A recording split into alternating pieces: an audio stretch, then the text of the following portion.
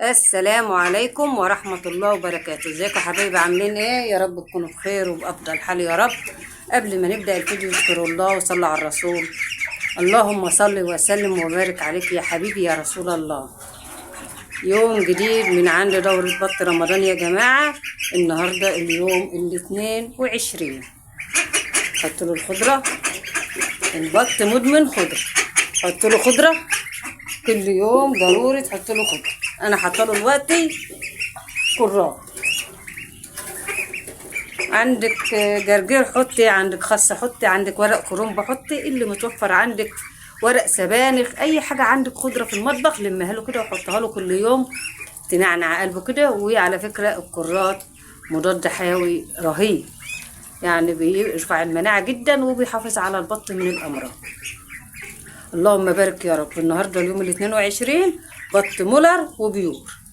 نهو المولر اللي فيه علامة سمراء هم 5 بس، والبط البيور اللي هو الأبيض. ايه الفرق بينهم؟ طبعا ده حاجة ودي حاجة تانية خالص. ده دورته بالكتير قوي 60 يوم، لكن ده دورته لغاية 3 شهور. وزن المولر بيبقى أعلى من البيور يا جماعة. وزن المولر بيبقى أعلى من البيور، يعني لو طلع صح ممكن يوصل ل7 كيلو 8 كيلو، لكن البيور 4 كيلو 4 كيلو ونص بالكتير على عمر شهرين. وكمان 50 يوم. في ناس بتتباع على عمر 50 يوم بس بيبقى طري، يعني للأمانة بحس ان هو طري، بيبقى الجلد بتاعه تخين شوية وسمين، فخلينا في الشهرين. احنا بنربي بيتنا فاحنا ما عندناش قلق ولا حاجة خالص، ولسه فترة طويلة ولسه وقت قدامنا عشان رمضان. ممكن نسيبه لما ل2 و70 يوم كمان، يا سلام، يبقى احلى واحلى. المولر مستعجلة عليه 80 يوم، ولو سبتيه 3 شهور 90 يوم ل100 يوم بيبقى أجمل. لأن البط يا جماعة كل ما بيكبر كل ما نسبة الدهون بتاعته بتقل. هو عامة المولر لحمه أحمر عن البيور. المولر لحمه بيبقى أحمر ودهون قليلة عن البيور. هنعمل ايه بقى النهارده؟ هنعمل خلطه حلوه قوي قوي قوي. طبعا انتوا عارفين ان انا بضيف بدائل العلف من عمر اسبوع، فاحنا كل يوم بنضيف حاجه وبنرفع المناعه وبنعالج الاسهال. يعني دور البط من غير اسهال اوزان جباره، دور البط بمناعه عاليه اوزان مهوله. طبعا شايفين المكان اهو. المكان يا جماعة دايما نحاول نحط تبن وجير ونخليه جاف علشان خاطر البط ما يعجش مننا.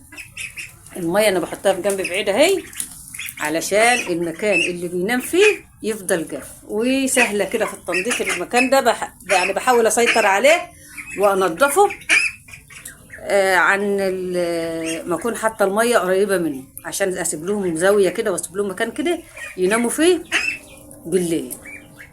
طبعا هو المكان ده بيبات، يعني ساعات باخدهم واطلعهم على السطح في الشمس، بس بضطر اقعد قدامهم من نص ساعه مثلا افطرهم او كده، علشان الزرع اللي على السطح ممكن يقلعوه، ممكن ياكلوه. في شويه كرنب وخس وحاجات كده على السطح ممكن ياكلوه، فلازم ببقى يعني اقعد قبلهم.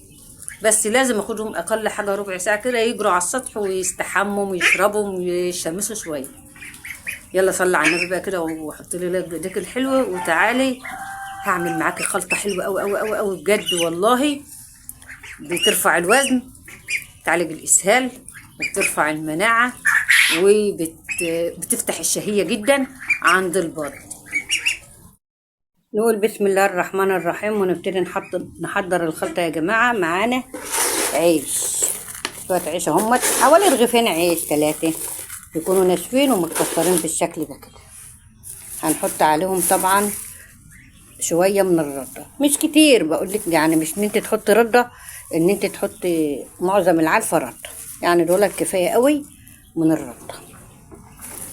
هنحط عليهم ايه كمان؟ قبضتين كده بايديا هم ذره. الدشاشه يا جماعه حلوه قوي قوي قوي في التسمين، وبتدي طاقه للبط وبتدفي البط عشان بتديله طاقه، بتخلي جسم البط دايما دافياه.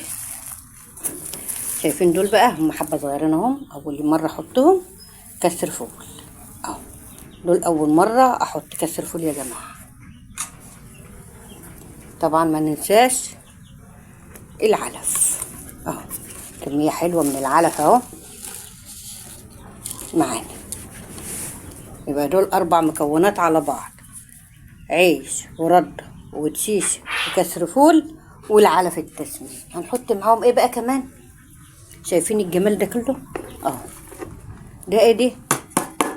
طبعا متوفر الوقت يعني حاجة هنرميها فلازم نستغلها. انا بحب استغل كل حاجة، ما بحبش ارمي حاجة. قشر برتقال مع بصل مع فصين 2 توم. جيب القشر البرتقال مع بصلاية وتحاولوا تفرموهم في الكبة كده، معاهم 4 5 فصوص توم بالكتير. هنحط بقى ايه كمان علشان نظبط الدنيا للبط خالص كده، الوجبة ياكلها كده، تمر عليه شوية من الشيح. طبعا كلكم عارفين الشيح رخيص، بتجيبي لك ب10 جنيه يقعد عندك كتير. حلو قوي، بينضف البطن من الديدان وبيقضي على الاسهال وبيخلي حمام البط متماسك، ما يبقاش كله ميه. يبقى خلطتنا هي يا جماعه حلوه قوي قوي قوي. نقلبها كده مع بعض اهو. حطيتي بروتين من الفول بشيشه، حطيت مناعه، رفع المناعه، مضاد حيوي فيتامين سي طبعا في قشر البرتقال. في ناس ممكن تفرموه في الخلاط بشويه ميه وتصفيه وتحطيه على السقايه، بس انا بقول كده هو كده مع البصلايه كده احسن. كده بتجيب قشر البرتقال او قشر الاستفندي وتحطه في الخلاط وتضربه اكنك بتعملي عصير، وتصفيه وتاخد التفل تحطه على العلف والميه تحطها في السقايه. برضو حلوه، برضو وصفه حلوه. انت معاكي دي ومعاكي دي. هنحط بقى شويه ميه كده اهو علشان نفرفر العلف. طبعا لو في اكل بيتي مش هنحط ميه، هنحط بقى الاكل البيتي والرز المطبوخ، فهو ايه بيعمل بلد في العلف فما بيحتاجش ميه. قلبي كله بقى كده مع بعضه كده. طبعا شايفين واقفين اهو جعانين، هما جعانين على طول على فكره، بس انا ما بسالش فيهم، انا بعمل لهم الاكل الوقت وجبات ياكلوا يشبعوا يناموا طول النهار. احط لهم شويه خضره اي حاجه ماشي، لكن وجبه رسميه كده قعدت بعمل لهم وجبات، بس بعمل برضو كميه ان هي تشبعهم، ياكلوا ويشبعوا علشان يدوني وزن. كل ما البط بياكل ويشبع هيديكي وزن حلو قوي. هنبتدي بقى نحط العلف بتاعهم. وجبه حلوه قوي قوي قوي، فاتح شهيه ممتاز، رافع مناعه ممتاز، مضاد حيوي ممتاز، علاج للاسهال ممتاز، مكونات تسمن وترفع الوزن وتخلي لحم البط احمر ومسكر. وطبعا ما بنحرمهوش من العلف. طول ما انت بتدي علفة تسمين للبط، طول ما البط تحويله حلو معاكي والاوزان تعلى معاكي، الاوزان تبقى مظبوطه. انت بتديله البروتين، البط محتاج عشان يتحول معاكي وعشان يكبر معاكي، محتاج بروتين، نسبه بروتين حلوه، هي دي اللي بتساعد على التحويل وبتساعد على الوزن. ما شاء الله. انا عايزه بس اوريكم البط، شايفين ما شاء الله، الله اكبر. البط عامله ازاي؟ عمر 22 يوم ما شاء الله، تعدي عن كيلو، تعدي عن كيلو، لو وزنتها هتعدي عن كيلو. احنا لسه فين والاوزان فين؟ البط ده اول ما بيبتدي يقفل الريش بيفور معاك كده فوران وبيض. احنا قدامنا كده لغايه شهر على ما يبتدي يظهر فيه ريش. على فكره هم شكلهم كده معظمهم ذكور، علشان الريش لسه بادئ على خفيف، ومعروف ان الذكوره هي اللي بتغيب شويه على ما بتطلع ريش، النتيان بتطلع بدري.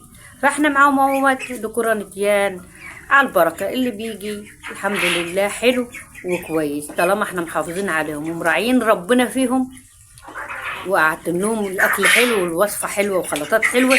ما بنحط لهمش اكل حامض، ما بنحط لهمش حاجه بايظه.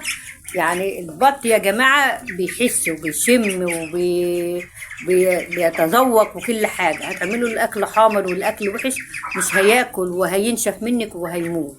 هتخلوا له المكان كله رطوبه وكله ميه، هيكسح منك ويعجز. فانت ليه تجيبي الطيور وما تحافظيش عليه؟ لو انت مالكيش في التربيه او مش هتحافظي على الطير ما تجيبيهوش ولا تبهدليه، علشان انت كده بتاخدي سيئات. بهدلتك فيه وتحط له في مكان كله ميه، بتحط له اكل بايظ، انت كده حرام عليكي، يبقى انت كده بتعذبيه وهتخسري فلوسك. يبقى تحافظي على بطك علشان يجيب لك نتيجة حلوة. علشان كده كل سنة وانتم طيبين. على سفرة رمضان كده تلاقيكي حاطة البطة تشرف، بطة وزن حلو، مسكرة، طعمها حلو، تربية ايديكي كده تشرف معاكي ما شاء الله. اللهم بارك يا رب. البط باين قدامكم اهو. طبعا انا جايباه معاكم من اول يوم ان شاء الله للنهايه، هنربيه مع بعض واحده واحده كده. لو انت اول مره تربي وعمرك ما ربيت بط وجبت معايا الدوره من اول يوم لاخر يوم، والله هتاكلي احلى بط في الدنيا واعلى وزن في الدنيا. بط بدون اسهال اوزان عاليه، بط بدون كساح اوزان عاليه، بط الشهيه بتاعته مفتوحه. سيبك من من العلف. يعني العلف اخلطي، احنا بنربي لبيتنا، فاحنا مش عاملين مزرعه ولا حاجه، وعاوزين البط يعبي ميه او يكبر او يتقل بسرعه سواء طري او ناشف، وان احنا نحط على الميزان يوزن وخلاص. لا، احنا عاوزين ناكل حاجه طعمها حلو، نسبه الدهون قليله، طعمها مسكر. البط ده لو اكل علف صفي يا جماعه تحس ان هو فراخ بيضه، فراخ بيضه مش بط. لا، هتحس ان هو طعمه زي الفراخ البيضه. لكن اذا كان احنا بنخلط للفراخ البيضه، طبعا لو متابعينا عارفين ان انا بخلط للفراخ البيضه وبحط لهم كل حاجه، فمش هنحط للبط خلطه موفره واقتصاديه، اقوى فتح شهيه، اقوى رفع مناعه، وكمان بتحافظ على البط من الاسهال. هتوصلي لاعلى الاوزان في اقل مده ممكنه، وكمان هتاكلي بط مسكر نسبه الدهون فيه قليله. والسلام عليكم ورحمه الله وبركاته.